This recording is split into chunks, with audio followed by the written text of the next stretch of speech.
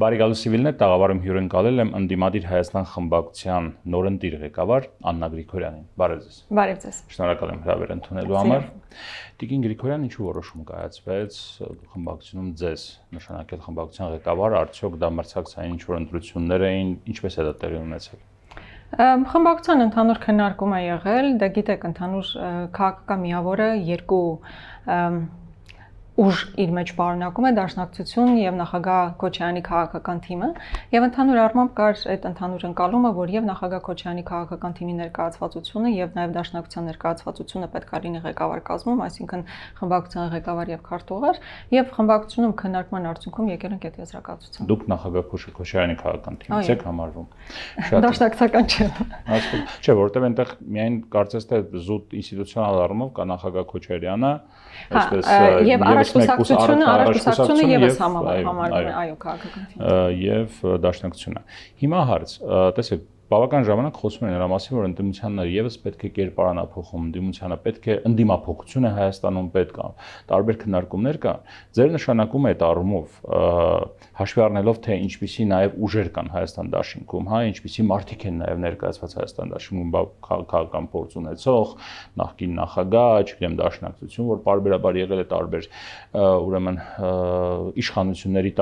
կազմում նախկինում։ Ձեր նշանակում է այս առումով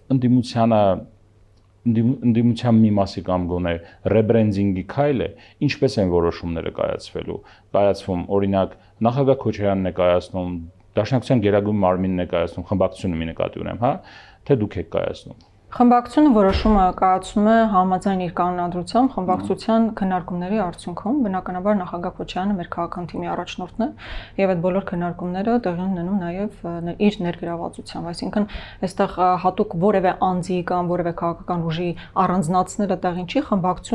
խմբակցության որոշումները կայացնում է ինքը, բայց դուք գիտեք, որ խմբակցությունը ընդհանրապես ամբողջ դաշինքի մի մասն է, որ ներկայացվածություն է ունենալու խորհրդարանում, բայց դաշինքը ավելի մեծ ֆորմատ է եւ այդ ֆորմատում որոշումները մի փոքր այլ մեխանիզմով են իրականացվում։ Խմբակցությունը հիմնականում խորհրդարանական գործունեության եւ այսինքն այդ ֆորմատի աշխատանքներ է ենթադրում եւ ավելի փոքր չափով քննարկումներ են տեղի ունենում, այսինքն խմբակցության սահմաններում։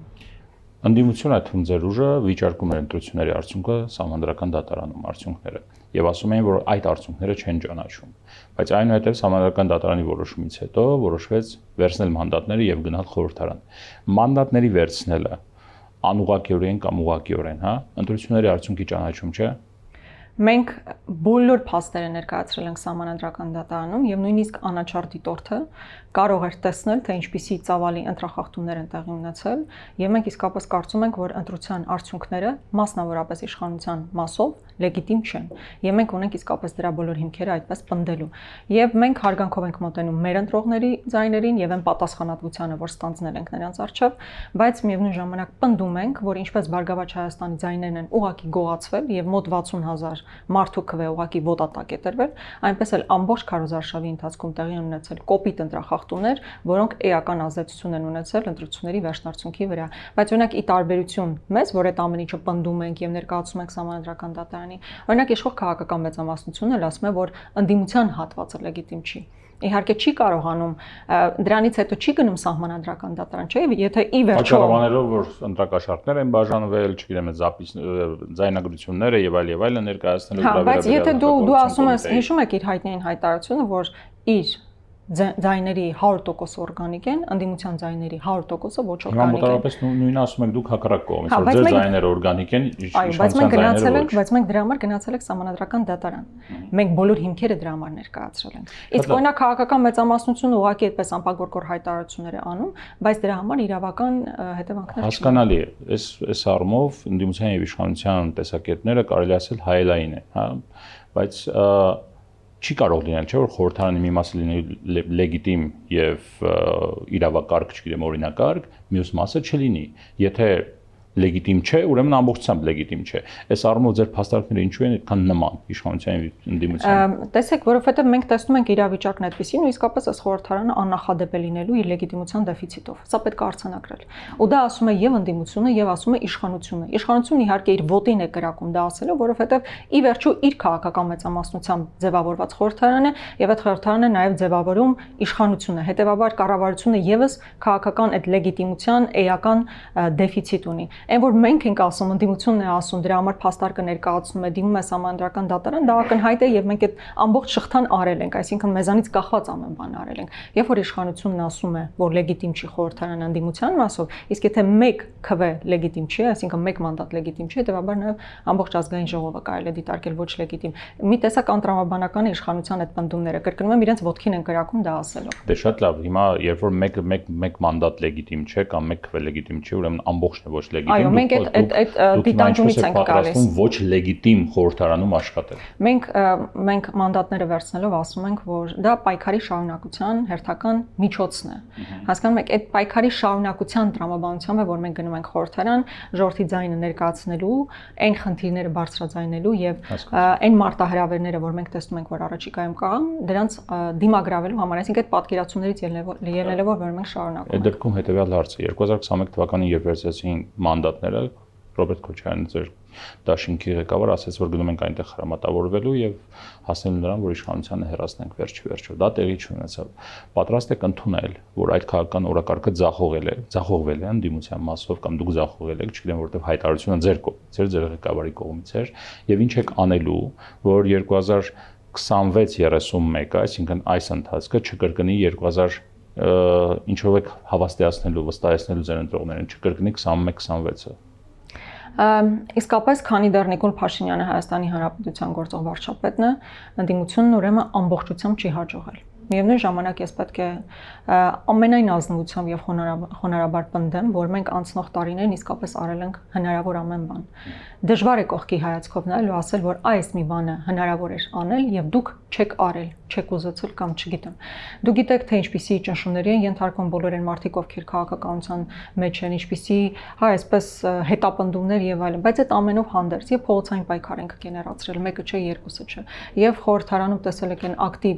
գործունեությունը։ Իհարկե հնարավոր էր նաեւ շատ ավելի, օրինակ կոնկրետ խորհրդարանում ես տեսնում եմ որոշակի հարցեր, որ կարելի էր ավելի մեծ ներուժով ներգրավված լինել, հատկապես որ վերաբերում է սոցիալական հարցերին, անձնապես առանձին մարդկանց թիրախավորելով, նկատեմ առանձին մարդկանց խմբերի խնդիրները թիրախավորելով ավելի բարձրաձայնել այդ հարցերը։ Կարծում եմ շատ ավելի մեծ աշխատանք ունենք հիմա առաջիկայում անելու եւ ամենակարևորը չի հաստատվելն է, որևէ վարքյան հետ չկանգնելն է, որովհետեւ այսօր քաղաքական մեծամասնությունը ամեն ինչ անում է դրա համար։ Ցանկացած մեկով փորձում է գլուխ բարձրացնել, միանգամից գլխատման process-ն է գնում։ Ծառուկյանի դեպքը ամենա այսպես ակնառու դեպքն է, միջալից այստեղ գալուց ես տեսա, որ Տիգրան Ավինյանն այսպես իբր բարի լուր է ավետում, որ մուլտիգրուպը այլևս մուլտիվելնեսը, սպորտ զալի խլում են իրականացրել ու դրանից ուրախանում են։ Չգիտեմ, абսուրդ է։ Կարծեմ հայտարարվել էր, որ վերսկսելու է աշխատանքը։ Լավ, հարցը հետևյալն է, տեսեք, 2018 թվականին էլ, այսինքն մինչև 18 թվականը կար իշխանություն, որը բավականին ուժեղ էր, ուներ ուժային բլոկ եւ այլ եւ ասում էին, որ անհնար է իշխանության դեմ պայքարել, հիշում եք։ Դուք այն ժամանակ այլ քաղաքական դիրքորոշում ունեիք։ Եվ եղավ մի բան, որ ստացվեց այդ իշխանության դեմ պայքարը 2018 թվականին Թավշյա հեղափոխությունը։ Եվ այստեղ ընդհանրապես քաղաքագիտության մեջ նաեւ կա հետեւյալ մոտեցումը։ Եթե իշխանությունը առաջարկում է մի բան ընտրողին, օրինակ չգիտեմ 10 միավոր է առաջարկում,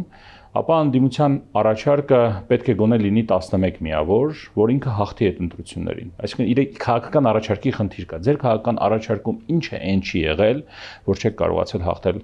թե փողոցային պայքարով, թե ընտրություններով իշխանությանը։ Նախ մի հատ կարճ անդրադարձ ոչ էական, որ ասացիք այն ժամանակ ձեր քաղաքական դիրքորոշումը այլ է եղել, ես շարունակում եմ այդ դիրքորոշումն ունենալ, որ մասնավորապես երրորդ նախագահան պետք է, երրորդ նախագահան չպետք է երրորդ անգամ գնար վարչապետության ճանապարհով, բայց սա հարցի մեկ այլ կողմն է։ Հիմա երբ որ հարցադրումը հնչում է այն տեսանկյունից, արդյոք մեր քաղաքական առաջարկը այնքան մրցունակ չէր, որ հաղթեր քաղաքական մեծամասնությանը, ես կարծում եմ խնդիրը այստեղ չի եղել, որովհետև մասսայական ընտրախախտումներ են տեղի ունեցել եւ դրա բերումով է, որ եղել է այն արդյունքը, որ հիմա մենք տեսնում ենք, եւ քաղաքական առաջարկի տեսանկյունից։ Հիմա եկեք հասկանանք մեծամասնությունը ինչ էր առաջարկում։ Առաջարկում էր սկզբում ավելի խարսխվում էին դրական մոտիվացիոն օրակարգի վրա, այն է խաղաղությունը։ Մենք խաղաղություն ենք բերել, խաղաղությունը պետք է պահպանել, փայփայել, գիտեք այդ տերմինոլոգիան։ Հետո դա վերաձևակերպվեց, որ եթե մենք սահմանադրական մեծամասնություն չվերցնենք, եթե մենք չհաղթենք, կլինի պատերազմ, արդեն վախի աուրա տարածելով։ Ու ես վստահաբար պնդում եմ, որ դա էական նշանակություն է ունեցել քվեների ձևավորման վրա, որտեղ ես անձնապես պատերազմի վախը, ես անձնապես հանդիպել եմ բազմաթիվ, հատկապես կանանց եւ մայրերի, ովքեր ասում են դրա ձայնը չենք ուզում լսել եւ այլն, ամենավատ ձևակերպումներով, բայց վախենում ենք, որ պատերազմ կլինի։ Եվ այդ պատերազմի գործոնը էական նշանակություն է ունեցել։ Իսկ հիմա երբ որ քաղաքական մեծամասնության գալիս ենք ձեր քաղաքական առաջարկին, ինչու ձեր քաղաքական առաջարկը ասոցացվում էր պատերազմի հետ։ Ես հիմա դրան կգամ, բայց հիմա եկեք հասկանանք, իրանք ասում էին, եթե մենք քաղաքական սահմանադրական մեծամասնություն չստանանք, լինելու է պատերազմ։ Հիմա իրանք པարզ հարցնում ես, մի ամսից լինելու է պատերազմ։ Ասում են, չէ, լինելու է խաղաղություն։ Հիմա դուք այդ իրանք քաղաքական օրակարգը մարդկանց խաբելներ, մանիպուլացնելներ, ամենավատ էմոցիաների վրա խաղալներ, ի վերջո մեր ժողովուրդը մի քանի պատերազմ տեսել է սեպտեմբերին, չի ուզեցել այդ պատերազմը, չէ։ Հիմա այդ ֆոնի վրա արդյոք այդ քաղաքական օրակարգն էր մրցունակ, ավելի մրցունակ, քան մերը, չէ, ուղղակի վախի գործոնը միշտ ավելի ազդեցիկ է։ Դուք կարող եք ասել, որ ոչ մի պատերազմ չի լինի, մենք գալու ենք եւ ստորագրենք այն ինչ որ բանակցվել է։ Մի քանի անգամ հարցերը տալիս էինք, ձեր մոտ սկսում էր ձեր մոտ ինքնատուն եմ ընդդիմության անձամ ձեր մասին չի խոսքը ընդդիմության մոտ սկսում էր մոտավորապես հետեւյալ այլ որ գանք կդիտարկենք կհասկանանք չգիտեմ հավելված կավելացնենք ես կվերաբանակցենք եւ այլ եւ իշխանությունը դրա վրա ակնհայտորեն խաղում էր ասում ժողովուրդ գալիս են ռևիզիա անելու որ եկան ռևիզիա արեցին խաղաղությունը կսկսի պատերազմ իրանք դրա վրա չէին խաղարկում հենց ուղակի բառից բուն իմաստով այո չնայած ինչ որ ձև դա ավելի մեկնաբանման հարց է, բայց այն որ իրենք վախեցնում էին պատերազմով, դա եկեք ընդունենք։ Հետո ես էլ իմիջիայլոց դրվագը որ պատմեցի, որ կանանց եւ մայրերի հանդիպում ովքեր վախենում էին պատերազմ, դրանից հետո ծնվեց իմ մոտ այդ հստակ բանը, որ ես մարդկանց այդ մեսեջը փոխանցի, որ իմ տղան հաջորդ իշխանության ժամանակ գնալու է բանակ։ Եվ անհնար է որ ես ցանկանամ, որ մենք այնպիսի քայլեր իրականացնենք եւ մենք էլ ոչ էլ մտադիր ենք այնպիսի քայլեր իրականացնել, որը կբերի պատերազմի այդ Նիկոլ Փաշինյանի բոլոր գործողություններն են, որ այս կամ այն փուլում հանգեցրել են պատերազմի եւ մարդը ամբողջությամբ սիմվոլն է պատերազմի, ոնց կարայինք խոսի խաղաղությունից։ Բայց ինչպես ստացվեց, որ այդպեսին լինելով ինքը կարողացավ այդ ձեր ասած վախի ազդեցությամբ ձայներ ստանալ, բայց դուք ձեր ասելով չլինելով այդպեսին, հա ձեր քաղաքական առաջարկը այդ մասով չընդունվեց։ Դա կարծում եմ ոչ թե առաջարկի խնդիր է, այլ քարոզչության խնդիր է, ինչպես 21-ին է դա եղել, արշալուց պետք է ընդունել, որ 21-ին այդ գործոնը եւս էական է եղել իշխանությունների վերարտադրման համար։ 21 թվականն էլ ինքը դիրքավորվել է որպես խաղաղություն բերող, չնայած հենց իր ժամանակ է եղել պատերազմ, բայց կարողացել է ինքը այնպես անել, որ Քոչարյանը ասոցացվի պատերազմի, չնայած Քոչարյանի կառավարման տարիները ամենահամատաբար խաղաղ տարիներն են եղել, չէ՞, ամենախաղաղ։ Հիմա այս առումով քարոզչական այսինքն քարոզչական դաշտում պարտվել է։ Քարոզչական դաշտում կարծում եմ իրանք ամեն դեպքում պետք է ընդունեն, որ ավելի հաջող են գործել։ Հասկացա։ Եվ այստեղ դրա համար եմ ասում, ոչ այնքան քաղաքական առաջարկի մրցունակության, այլ որքան կա հնարավոր ավելի մանիպուլացնելու, վախի գործոնի վրա ազդելու, դե էլ չեմ ասում բնականաբար թոշակների բարձրացումը, առողջապահության ապահովագրությունը, խոշոր պարգևավճարները եւ այլ այս ամեն ինչը չէր կարող ազդեցություն չունենալ։ Դուք էլ չեք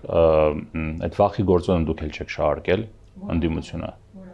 Օրինակ ես տեսնում էի տեսահոլովակներ, որոնք նաև վերագրվում էին Հայաստան Դաշինքին, եթե չեմ սխալվում, եթե սխալվում եմ ինձ ուղեք, որ AI-ով սարքած, այսինքն արհեստական բանականությամբ սարքած տեսահոլովակներ, այո, եթե Նիկոլ Փաշինյանին ընտրեք, YouTube-ում դա տեսել եմ, բանը, ցեղասպանության թանգարանը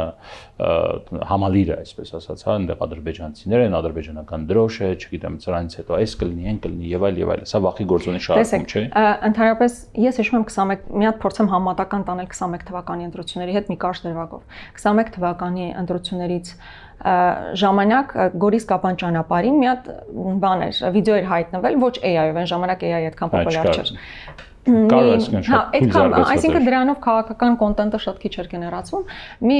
վիդեո կար, որտեղ Գորիս-Կապան ճանապարհին կանգնած են ադրբեջանցիներ,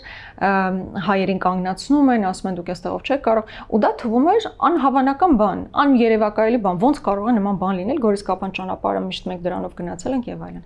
Ընտրություններից կարճ ժամանակ հետո Գորիս-Կապան ճանապարհը ամբողջությամբ հանձնվում է ադրբեջանական վերահսկողության ներքո։ Հիմա միգուցե այս ռոլիկները հատկապես AI-ով պատրաստված խիստ ուռճացված են, բայց իրենք իրենց բովանդակության մեջ հենց դա են ասում, որ Հայաստանը շարժվում է դեպի արևմտյան Ադրբեջան դառնալու կոնցեպտին, երբ որ արդեն անթաքույց հայտարարվում է, որ մեր սահմանադրությունը պետք է փոխվի, այն էլ այն պահանջներով, որ ներկայացնում է Ադրբեջանը, այսինքն մայր օրենքդ փոխում ես, տարածքների հանձնման հետ համակերպվում ես եւ այլն, այդ ամեն ինչը իսկապես բերում է ոչ նարատիվների նաեւ մակարդակով, այն ինչ ուզում է Ադրբեջանը եւ այո, կարող է AI-ով պատրաստված վիդեոները ուռճացվում են, ծայրահացվում են, բայց ինքը իմաստային առումով դա փոխանցում է։ Նկատի ունեմ, ես բան չեմ ասում, չեմ փորձում ձեզ հետ վիճել, ես նկատի ունեմ, որ ասում եք վախի գործոնը շահարկվել է, վախի գործոնը քաղաքական գործոն է դարձել, ազդել է մարդկանց վրա, նկատի ունեմ ընդդիմությունն էլ է այդ տեխնոլոգիան կիրառել։ Ես չեմ կարծում, որ համարժեք էր, որովհետև դրանք ավելի նարատիվների, ավելի ընդհանրական պատկերացումների, իսկ այնտեղ ասում է, եթե ձայն չստանամ, եթե ես հուլիսին չընտրվեմ վարչապետ, սեպտեմբերին 2 ամիս, ասում է շատ չի անցնի, 2 ամսից պատերազմ է։ Եթե իրեն ընտրեք Հայաստանը կվերանա, Արևմտյան Ադրբեջան կդառնա։ Հա, որովհետև ասում են սահմանադրություն պետք է փոխել, ու մենք դրա հիմքերը ներկայացնում ենք։ Սահմանադրության փոփոխությունը, մենք դրա մասին խոսել ենք, չէ՞, որ դա ինձ թվում է ամբողջ միջազգային հանրությունը գիտի, բայց դա իշխանությունը փորձում է մեր ժողովրդի ինչ որ մասին փորձել մոլորեցնել, ասելով, որ դա մեր ցանկությունն է, որ մենք պետք է փոխենք մեր սահմանադրությունը։ Սահմանադրության փոփոխությունը դեպի Արևմտյան Ադրբեջան գնալու ճանապարհ չի, երբ որ արդեն անթաքույց խոսում է այսպես կոչված անկլավների հանձնման մասին, դա այդ նույն հասկանում եք, այդ նույն տիրույթում է, երբ որ մեր խորհրդանիշների դեմ պատերազմը հայտարարվում, երբ որ Արցախի մասին հայտարարությունները Նիկոլ Փաշինյանի եւ Ալիևի որևէ բանով իրարից չեն տարբերվում, բովանդակային առումով Հայաստանը դառնում է Արևմտյան Ադրբեջան։ Արևմտյան Ադրբեջանը բացարձակապես այն չէ, որ Ադրբեջանի դրոշը այստեղ կառավարության վրա դրված լինի եւ անպայման Ալիևի նշանակած մարդը լինի հրամանագրով, բայց բովանդակային առումով արդեն սկսում են տարբերակումներ չլինել։ Երբ որ Նիկոլ Փաշինյանն ասում է, որ Արցախի ազատագրումը ճակատագրական սխալ է եղել։ Նույնը ասում է Ալիևը եւ այլն, հասկանում ես, որ բովանդակային առումով մեր պատմությունը եւ այլն ինքը գրեթե նույնն է դառնում։ Եկեք մի վատ հարց տամ, այնպես չէ որ ես այդ հարցի հետ համաձայն եմ որպես մարդ, բայց ուղղակի ուզում եմ ձեր կարծիքը լսել։ Իշխանությունը ասում է մոտավորապես հետեւյալը բովանդակության հետ կապված, ներողություն խորհրդանիշների հետ կապված, օրինակ եթե խոսքը Արարատի մասին է, որը հանվեց այդ շտամպերից եւ այլն, հա,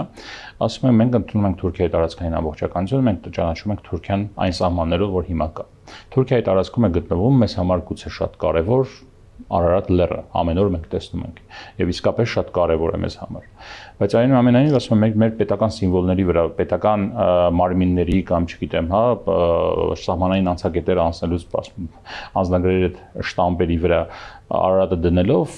մեծ հաշվով ինչ մեսեջ ենք մենք տալիս հարևան պետությանը, հա, արդյոք ճիշտ է դա, որքան էլ էմոցիոնալ է, որքան էլ կարեւոր է եւ այլ, բայց այլ երկրի տարածքում գտնվող լեռ է։ Ինչու պետք է լինի դա Հայաստանի սիմվոլների վրա։ Հայաստանի ոչ միայն Հայաստանի իսկապես ամենահայտնի խորհրդանիշն է Արարատը, եկեք դա ընդունենք, ամբողջ աշխարհում մեկ հայտնի է եւ հայ ժողովրդի համար, անկախ նրանից այդ հայ մարդը աշխարհի որ անկյունում ապրում, Արարատը իր համար սիմվոլ է։ Սիմվոլը հենց դրանով է, որ ինքը պատմություն իր մեջ ունի, ինքը խորհուրդ ունի դրա մեջ։ Խորհրդանիշը խորհուրդ պետք է պարունակի իր մեջ։ Հիմա չի լինի խորհրդանիշը նշանակովի լինի, Արագածը չի կարա նշանակովի խորհրդանիշ լինի։ Ու այն ժամանակահատվածում անցնող 30 տարիներին եւ դրանից առաջ էլ, բայց հատկապես պետականության գոյության պայմաններում, երբ որ խոսում ենք, որ Արարատը մեզ համար կարևոր խորհրդանիշ է, դա ամենևին չի նշանակում, որ մենք Թուրքիայի հետ բանակցություններում տարածքային պահանջներ ենք ներկայացրել։ Պետական որևէ քաղաքական օրակարգ դա չի պարունակել։ Ընդունում եք, չէ՞, ամբողջ անցնող տարիներին որևէ բանակցային փաթեթ չի ներառել, հա, բանի տարածքային պահանջ եւ այլն Թուրքիայի նկատմամբ։ Հետեւաբար խորհրդանիշ էս դրա համար է, որ դու, այսինքն չես կարող էլի մի օր արթնալ ու ասել, դու всё, այս խորհրդանիշը մեզ համար անեական է։ Օրինակ Ադրբեջանը, որ ասում է Արևմտյան Ադրբեջան, ի նկատի ունենալով Հայաստանի տարածքը թիրախավորելով տարբեր խորհրդանիշներ, այդ թվում, չգիտեմ, մշակութային կոթողներ եւ այլ, մեզ համար դա եւ վիրավորական է եւ մենք դա շատերս դա անցալում ենք որպես տարածքային պահանջ նաեւ, հա։ Հիմա Թուրքիայի տարածքում գտնվող ինչ-որ լեռ է։ Ինչ որ չէ, մեզ համար շատ կարևոր լեռ է։ Համարժեք չեն, որովհետև Ադրբեջանի Թուրքերը չեն կարող ասել, ընկեր, ես ինչ եք անում, ինչ գործ ունի մեր լեռը շտամպի վրա։ Դա արհեստածին օրակարգ է։ Արարատը բիբլիական լեռը հազարամյակներով հայ ժողովրդի պատմության անբաժան մասն է եղել։ Չի կարող Ադրբեջանի արհեստածին օրակարգը, որը տարածքային պահանջ է իր էության մեջ, բերի համեմատվի մեր հազարամյա ժողովրդի խորհրդանիշի հետ, որ ներկայացվում է որպես։ Մենք դրա համար եմ ասում, խորհրդանիշը մեզ համար տարածքային պահանջի ներկայացում չի։ Թուրք Պաշտոնյան ձեզ հարցնում ասում է, ինչու մեր տարածքում գտնվող լեռը ձեր բանը շտամպերի վրա է, չգիտեմ, պետական մարմինների ինչ են ասում հայերենով, հա, պեչատների վրա հայերեն չէ։ Գիտեք ինչն է աբսուրդ, այն ինչ որ ես հիմա ասացի արդեն ձեր հարցի պատասխանն է։ Ես արդեն այդ հարցին կարծես թե անդրադարձա, բայց գիտեք ինչն է աբսուրդ, որ որևէ թուրք պաշտոնյան նույնիսկ այդ հարցը չի բարձրացնում։ Նույնիսկ այսօրվա իշխանություններն ընդունում են, որ դա Թուրքիայի կողմից առաջադրված պահանջ չի, բայց իրանք այնքան ջանասիրություն են ուզում ցուցաբերել, որ նույնիսկ փորձում են այսպես մեր խորհրդանիշների վրա։ Էլի եմ ասում, սա իմ տեսակետը չի, ես ուղղակի ցանկանում էի լսել ձեր տեսակետը այս հարցի վերաբերյալ։ Շատ լավ։ Հիմա վերջի վերջով ունենալու ենք այն խորհրդարանը, որ ունենալու ենք 2 օրից 1 օրից սկսելու է այդ խորհրդարանը աշխատել։ Չգիտեմ, ինչպիսի աշխատանք են ակնկալում այդ խորհրդարանից, նման բևեռացվածության պայմաններում քաղաքական, բայց այնուամենայնիվ կոնկրետ ձեր քաղաքական ուժը ինչպես է վերաբերում քաղաքացիական պայմանագրին։ Իրենք ձեզ համար իշխանություն են, թե իշխանություն չեն։ Ճանաչում եք իրենց որպես իշխանություն, թե ոչ։ Իրանք փաստացի դե ֆակտո իշխանություններ են, որոնք մենք գնահատում ենք ոչ լեգիտիմ։ Հասկանալի։ Լավ, ու ինչպես եք պատկերացնում իրենց այդ աշխատանքը մեզ խորհրդարանում։ Խնդիրը ոչ թե իրենց հետ աշխատանքն է, այլ խնդիրը ազգային ժողովը որպես հնարավորություն դիտարկելն է ընդհանուր իշխանապողության օրակարգը սպասարկելու համար եւ մեր ժողովրդի հետ էֆեկտիվ հաղորդակցություն իրականացնելու համար։ Հասկացա։ Տեսեք, վերջերս այդ առումով, ուրեմն նախորդ խորհրդարանի օրինակի ինչու են շատ հաճախ բերում, ասում են, որ ընդդիմությունը այդ, չգիտեմ, այսքան գործուղումների է գնացել, այսքան պարգևավճարներ է ստացել, ձեր մասով հատկապես Հայաստան դաշինքի մոտավորապես 5 միլիարդ դրամի մասին է խոսքը, եւ երբեմն բոյկոտել են նիստերը, չի մասնակցել տևական ժամանակ, երբ արտախորհրդարանական այսպես պայքար էր մխում խորհրդարանի պատերից դուրս, բայց այնուամենայնիվ ասում են հետեւյալ հարցն է հնչում, հա, որ նախ որքանով է դա ազնիվ ընտրողների հետ աշխատանքի տեսանկյունից, արդյոք դուք կարող եք ասել, որ դուք իսկապես նախորդ ընթացքում իրականացրել եք հավուր պատշաճի ձեր աշխատանքը խորհրդարանում, արդյունավետ եք եղել եւ այս խորհրդարանում այնուամենայնիվ եթե ինչ-որ օրինագիծ եք ցանկանում մտցնել խորհրդարան եւ անցկացնել առանց իշխանական պատգամավորների աջակցության դա դժվար է իրականացնել եւ ինչպես եք պատկերացնում այդ աշխատանքը։ Ես գիտեմ, որ այդ թեման բավականին լայն քննարկման եւ շահարկման առիթ է դարձել հատկապես վերջին ժամանակահատվածում։ Ես ուզում եմ, եթե ժամանակ ունենք, մի փոքր անդրադառնալ։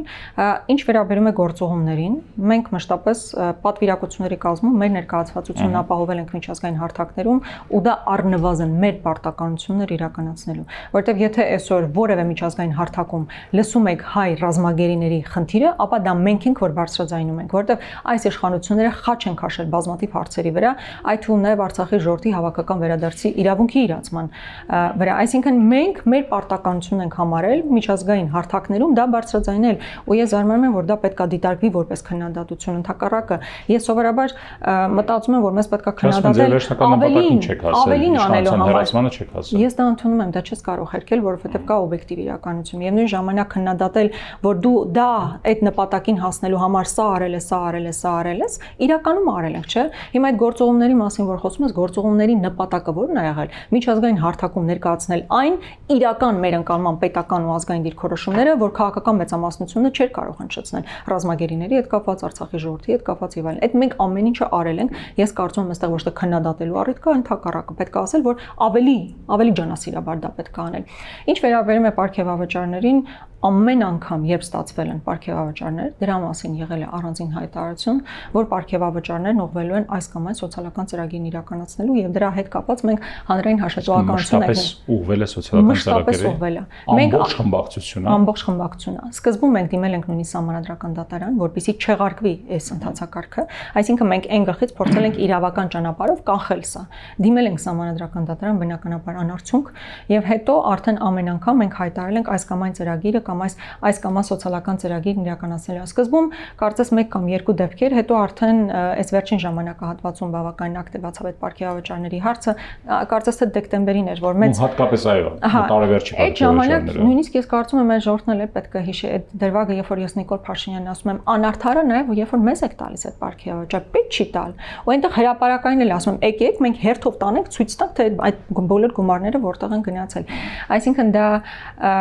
ուզում եմ պատասխանատու կերպով ասել, որ անցնող տարիներին ոչ միայն այդ պարքեվավճարները մեր խմբակցում կան մարդիկ, ովքեր վստահաբար դա չեն բարձրաձայնի, բայց դրանից շատ ավելի շատ գումարներ ուղղել են տարբեր այլ ծրագրեր իրականացնելու համար, բայց հիմա քանի որ սրանք առանձին դրվագներ են, ես նորմալ եմ համարում, որ սա քննարկվում է, քննադատվում է, ես էլ իմ հարկն եմ համարում դրանց անդրադառնալ։ Չէ, այնպես չէ, որ ես որպես մարդ եւ լրագրող կողմ չեմ, որ մեր պատգամավորները, քաղաքական գործիչները, որոնք աշխատանք են կատարում, բարձրացրվեն։ Չէ, դա արդյունավետություն պետք է, այսինքն պարքեվավճարը ենթադրում է որոշակի արդյունավետություն, իսկ այսօր ազգային ժողովը ամենաարդյունավետ ինստիտուտը չէ, եկեք դա էլ ընդունենք։ Դրա համար ենք մենք անհամաձայն այն տրվող պարքեվավճարների հետ որ կա, միևնույն ժամանակ դու չես կարող, դա այդ հարցն էլ առաջանում։ Պարքեվավճարը չես կարող վերադարձնել կամ վերադարձնել դեպքում ազգային ժողովը վերաբաշխում է անելու նորից ԿՊ-ների միջև անիմաստ բան է ստացվում։ Բայց այստեղ նաև կարծում եմ այս ամեն ինչը քննարկելը կարևոր է, բայց կարևոր ավելի շեշտադրում եք անում, թե այս դեպքում նման համամասնությամբ ի վերջո ոնց է ստացվելու օրենքի նախագծերը առաջ տանել եւ դրանց սատարման արժանանալ։ Նախորդ խորհրդարանում օբյեկտիվորեն կարծում եմ ավելի շատ քիչ նախագծեր ենք ներկայացրել, որովհետև գիտեք անդադ ցնցումներ էր, պատերազմի 53 օրենսդրական նախաձեռնություն, ընդդիմությունը ամբողջությամբ։ Հա, հիմնականում մենք իսկապես լավ փաթեթներ ունենք, հիմա դրանք նորից վերանայում ենք, բայց այն ամբողջ պլատֆորմը, որ մենք ներկայացրել ենք նախընտրական փուլում, իրենք օրենք են դառնալու եւ ներկայացվել են այս ազգային ժողով, եւ մենք փորձելու ենք ավելի լավ կոմունիկացվել մեր ժողովրդի հետ, այդ քննարկումը որպեսզի ավելի տեղ հասնող լինի։ Ես հիշում եմ մեր վերջին հարցազրույցներից մեկի ժամանակ դուք ձեր հարցադրման բալա ինչու որևէ հարցի շուրջ օրենսդրական նախաձեռնություն չեք ներկայացրել, այլ այսինքն ենթադրում էի, որ դուք հավանաբար չէիք էլ իմացել, որ մենք այդ նախաձեռնությունները ներկայացրել ենք։ Չգիտեի, որ ներկայացրել եք, ես նկատի ունեի ինչու ավելի ակտիվ չեք եղել այդ հարցերում։ Բայց շատ հաճախ ես զգում եմ, որ մարդիկ, եթե ձեր դեպքում ով բավականին հետևում է քաղաքական գործընթացներին, այլ բազմաթիվ մարդիկ նույնիսկ չեն էլ իմացել, որ մենք նման նախաձեռնությունները երևի ավելի ձեր սուր հայտարարությունները, հարցապնդումները, հարցերը եւ այլն, որոշակի բալանս պետք է լինի եւ հայտարարությունների եւ քաղաքական ելույթների եւ նաեւ օրենսդրական նախաձեռնությունների, որոնք պետք է բխեն մեր ժողովրդի սոցիալական շահերից։ Ինչու եմ այս հարցը նաեւ ձեզ տալիս, որովհետեւ խմբակցության ղեկավար եք, այդ հարցը ձեր նաեւ համակարգման տակ պետք է որ լինի։ Տեսեք, Տիկին Գրիգորյան, եւս մեկ հարց, որը վերաբերում է եւ ձեր քաղաքական դիրքորոշումներին եւ ձեր թիմակիցներից մեկին,